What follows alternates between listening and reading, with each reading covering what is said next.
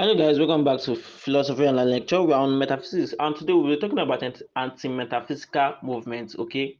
Popularly seen as logical positivism. Now, this movement started in Vienna in the early 20th century, where various positivists, scientists, and philosophers converged to meet and is like more like a discussion group, a seminar group. Okay, so they meet to discuss. Now, it is in this cycle that the the idea of metaphysics or the discipline of metaphysics was now greatly scrutinized and uh, tried attempts there were attempts to eliminate the idea of metaphysics, and that's why we call it anti-metaphysical movements. Okay, and this borrowed from the positivism of Augustin Comte.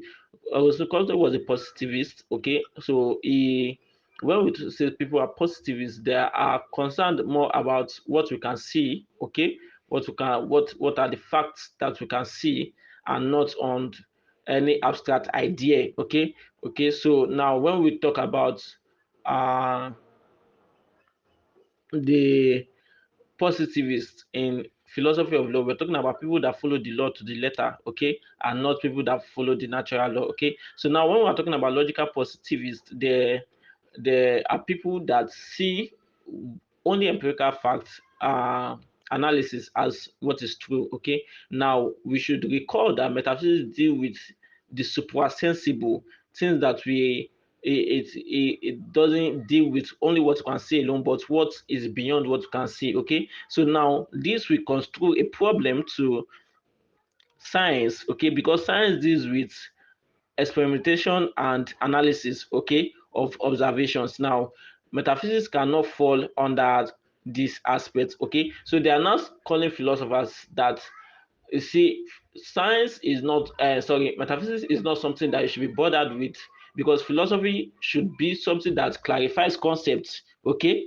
and assertions. Okay, so using science. Okay, so the tool of philosophy should be science. Okay, and if the tool of philosophy is science, that means philosophy cannot carry any work on metaphysics. Okay, and also they held that uh metaphysics is has been with carried out, explained well by poets, by artisans. Okay, now what does this mean? You see, when we talk about things that include abstract things, okay, things that we cannot see, we're talking about things that we see in the movie, things that we see in listening when we hear songs and so on, emotions, feelings, and so on. Okay, so it is the theater industries that actually deal with this. Okay, so and they have done it very well. So there's nothing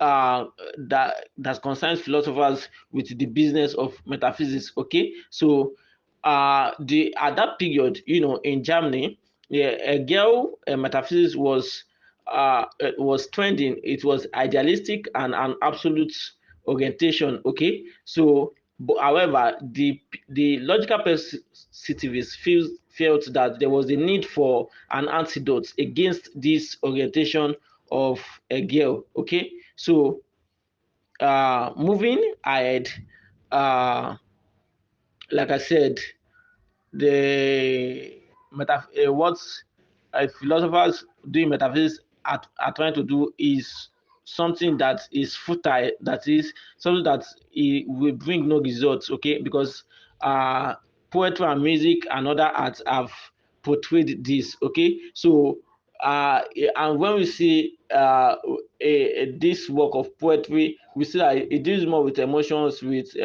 feelings, and so on, and not more with cognition. And philosophy is a work of cognition. Okay, now also they held that logic and methodology is very important for validation of knowledge and evaluation. Okay, so now when we use logic and methodology, we are using something that we can see.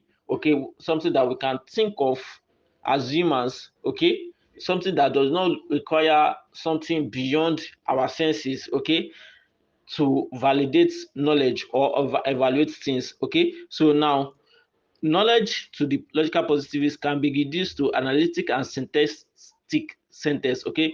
That is something that we can analyze, something that we can prefer a position on, and then there is others can also prefer solution on, okay, or prefer positions on. But metaphysics, like let's talk about the concept of God existence. You see that this thing is something that is beyond the human understanding, because we cannot bring an empirical data to prove the existence of God. Okay, so this makes metaphysics useless to the logical positivists, because we can't use any data, we can't use any scientific tool, okay, to prove this existence. Okay, so like the mind body problem, if there is a mind that is abstract from the body, how do we prove this? Okay, so rather we should say a brain, okay, because we can see a brain. Okay, so that is what the uh logical positivists are saying. Okay, so what is the philosopher job to the logical positivists?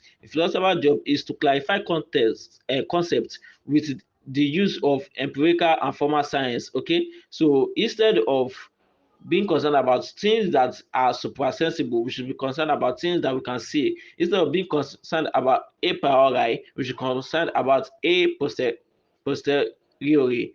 Okay, so that is what uh, the logical positivism is all about. However, there's a negation of their part, because metaphysics deals with reality, and dealing with reality as such does not deal with only reality of things that we cannot see. It deals with reality of things that we can see too. Okay, now for example, in the schools of metaphysics, we have that of idealism and materialism. And materialism holds that it is only things that we see that actually exist, okay, and this is still under metaphysics. Okay, so logical positivism cannot actually erase metaphysics, okay, because we have a part of metaphysics that deals with reality of things that we can see. Okay, so that is an opposition to the position of logical positivism.